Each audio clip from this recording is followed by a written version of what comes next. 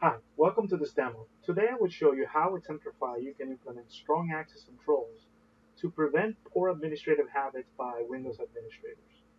Then I'll show you how we can do privilege elevation in a secure way by using token manipulation. And these are some techniques that you can use in order for you to align with some of the principles around the Microsoft Enhanced Security Administrative Environment. So as you can see here, I have a domain controller, a member server, a couple of systems, and a Windows 10 machine. Let's start on the member server. Everything starts with a Centrify zone. As you know, Centrify can provide access control and privilege elevation, role-based access controls across Unix, Linux, and Windows, right? And what I have here is a system called Win10, right? So Win10 is joined to the domain, but it's also joined to the Centrify zone. When you do that, uh, users must be authorized to be able to log into the machine. And what I'm doing here is I'm showing you who are the users that are authorized to be able to log in, right? So notice in here, there's no attractive users. Notice that I also have the domain administrator, which I haven't even renamed. That's a pretty bad practice right there. So what is the first problem that we want to target? We want to eliminate the poor habit of administrators using their own accounts as for administrative purposes, or using machines that are not clean or maybe used for internet browsing uh, to do administration, because that improves or increases the likelihood of malware. So the attack surface is really high if you do that. The other thing that you want to prevent is preventing lateral movement. So let's consider this scenario. I know the credentials for the domain administrator here. If I let's just say I wanted to go into this insecure machine, I'm assuming that this node is basically assume breach. That's one of the principles of that we need to assume. So in here, if this end user wanted to use the administrator account, right, and this is the domain administrator account, right, and they wanted to log in, one of the things that's going to happen is that Centrify right away is going to say, hey, you're not authorized to log into the station, right? Notice that this is not going to prevent things like pass the hash or pass the ticket, because I already typed in the password. Therefore, if this node was already compromised, my hash is already taken. But one of the things that you need to do is basically bring out your Windows administrators from this poor practices of, hey, I really need to be able to administer from anywhere because, hey, high availability, break fix, and all those stuff. You need to be able to say, look, we're going to separate your admin account from your user account, and your admin account shall only be used from a clean source or a privileged access workstation. We're going to talk about that in the future. But let's now consider the other scenario, right? So in here, notice that my user didn't have access. So now let's talk about a user that is authorized. And this is the case of Maggie. So what we're going to do here, first and foremost, is I have my phone here. We're going to use Maggie, as you'll see, is going to be prompted for multi-factor authentication. And what I'm going to do is I'm going to pick the SMS text. And what we're doing here is we're establishing identity assurance, right? Because you want to make sure that people are who they say they are, but we're going to do it in a very nice way. I don't need to type codes or OTPs here. All I'm going to do is all I need to do is access this URL, press approve, and the code is going to be injected automatically.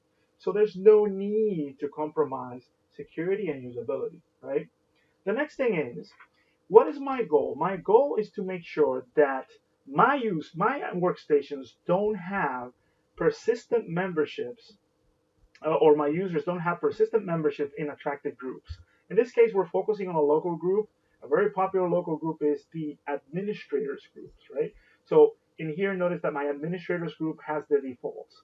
This machine is domain for domain admins is a member, and the local administrator account for the machine is an administrator. But notice that we didn't see my user Maggie Simpson here. So if Maggie wants to do something with privilege, let's just say she wants to review the security event log. So notice I can double click it, right? And in here, I can take a look at it, and guess what's going to happen? Because I'm not a member of the local administrators, I'm going to get access denied, right? So, but we need to make sure that if she's a legitimate user, a privileged user, and she needs to do those things, she needs to be able to do it in a secure way. Another way her hash can be captured is If she runs this as a different user, let's just say she knows the administrator password, at that point, the hash is going to be taken to, right? That's what we don't want. What we want is to provide a mechanism for privilege elevation. And notice here that I'm picking the run with privilege function with Centrify. And this is going to either optionally prompt for multi-factor or it's going to allow the user to do this. At this point, here's what's happening. Now I do have the ability to run this application. I did not have to inject the password, and we're doing this in a secure way. And let me just show you when I say in a secure way, we're going to employ Process Explorer to find out a little bit more about this. So I'm gonna run this with privilege again, so we can take a look, and we're gonna look at the images that are being run here. So if you look at, I'm gonna do uh, the the I'm gonna do the normal way of launching this, right? This image here does not have the rights, but the one that I had before from the Centrify launched event viewer does have the rights, right? So what we need to do is make sure that we understand how this works. So I can go ahead and take a look at this tool, which is pretty cool. We can look at the processes that are running, and if I look at, for example, let's take a look here at the MMC over here, right? This MMC process, if we look in terms of security, let's go ahead, security, notice that this image here does have all the privileges. That's the token manipulation. So notice it's running as the built-in administrator. But if I compare this with this other image, right, notice that this image is just running normally without any additional privileges. And that's how we can actually help you eliminate persistent membership in attractive groups, for example, in this case, the local administrator, but at the same time, you can enable the controls like access control, multi-factor, privilege elevation using token manipulation, potentially also MFA with this.